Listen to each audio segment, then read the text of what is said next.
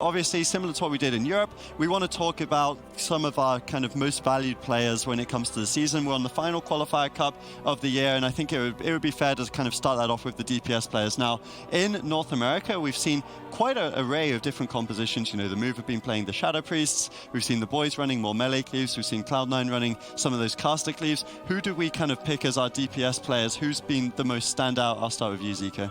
I picked Shanimal in the North American region, and that's obviously because I felt like a lot of teams tried to do what Cloud9 were trying to do in spring with the Mage Lock Druid. A lot of teams tried to emulate it and copy it, but I really feel like Shanimal was, I would say, one of the biggest reasons to why they were so successful with it. And he's in general always been a really consistent player. Every time he shows up at these LAN events, he always has like a LAN buff essentially, where he just seems to be playing even better. So he was a pretty obvious pick for me. I like to pick Chanimal. And between us, we only really had two picks, right? Like Chanimal for two of you, and then for us, we chose Chun-Li. What was it about Chun-Li that we really liked, Sid? I mean, Chun-Li was just able to survive so many situations that I think any other DPS player would not have been able to deal with. That's on the back of how much time he puts in specifically to 1 versus 1 and 2 versus 2 situations, so that he can carry the team every time his healer is in crowd control. He's also capable of setting up the team for victories. I really feel like Chun-Li is the main point of contention for the boys. He's in all of their compositions as well. He's basically 100% played time and just a phenomenal player overall. So I give him my MVP for DPS because of this. Yeah, I mean, he's such a great person to kind of be able to rotate around, right? Someone like Chun-Li, just so strong on the Windwalker. Windwalker's been a very meta pick for the boys, and it's one of the main reasons that they've actually locked themselves into BlizzCon. I mean, when you look at some of the teams, you got the Move, you got Method Orange, you got Cloud9 here in North America. The fact that the boys are one of those teams that's already guaranteed themselves BlizzCon is a feat of strength, and a lot of that does pin on Chun-Li, of course, Chanimal as well, one of the main reasons that Cloud9 did. So let's swap over to the healers.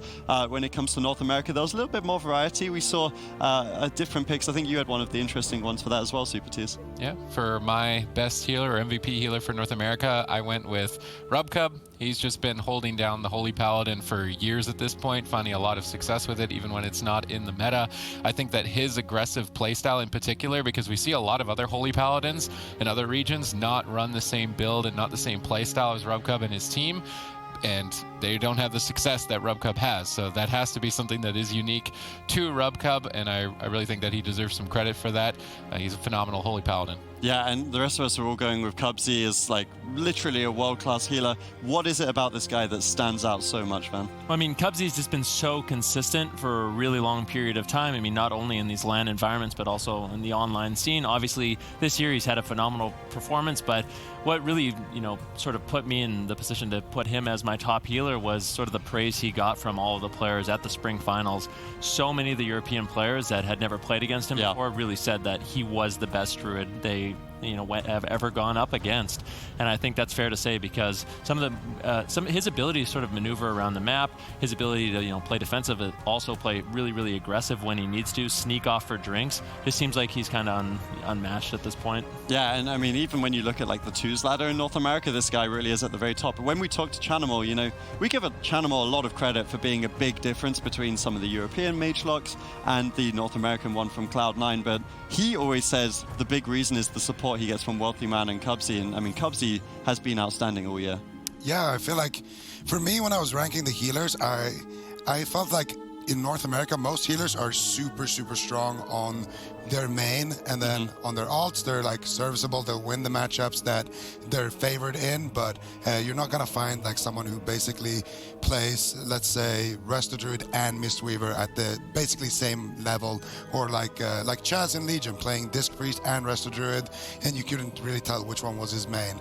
But they would be specialized in their main at such a high level, so I felt like it was really hard for me to rank the healers, but ultimately it kind of came down for me between Gorecki and Cubsy, and I had to go with Cubsy because I just felt like his druid was a little bit better.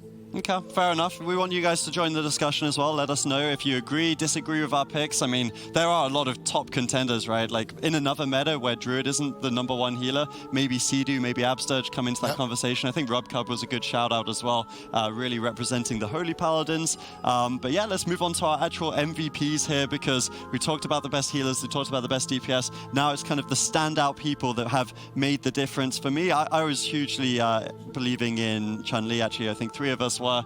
This guy, for me, like, as Sid said, he was in 100% of the games. If he wasn't on the boys, I don't think the boys would have a BlizzCon spot right now. I still think they'd be a top 4, but he's just been so incredible. And you talk about him all the time. Windwalker versus Windwalker. Well, I was just going to say, I mean, even last year when he sort of broke out into the scene, I was always talking about him as sort of the best Windwalker monk, because when you play against him, I played a lot against a lot of good Windwalker monks, but when you play against Chun-Li, it makes you kind of look like a fool. And I've told them before, it's like when I play against you, it really makes me want to like improve myself, because I'm sick of getting outplayed by you. It's so annoying.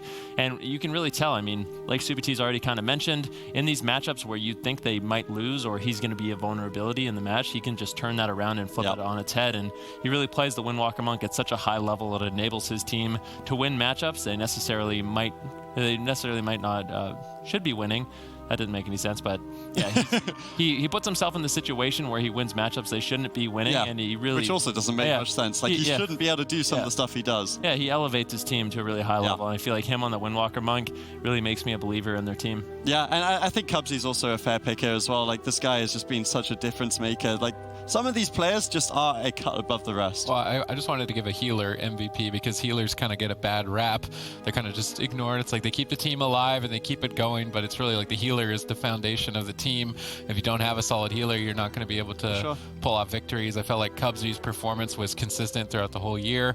He was playing a composition that everybody else thought was really strong, that Mage Warlock Druid, but nobody else could play it. Nobody else had any even close to the same success as him and his roster, so there's definitely some special talent there on the side of Cubsy, and based on his performance, his consistency throughout the year, that's why I gave the MVP to him. Of course, some healers need some love too. I know you've probably had your fair share of damage dealer partners that, they don't give you as much credit as you probably deserve. Certainly, it's always the healer's fault when you lose. It's not always the healer's fault when you win, when it comes to DPS part.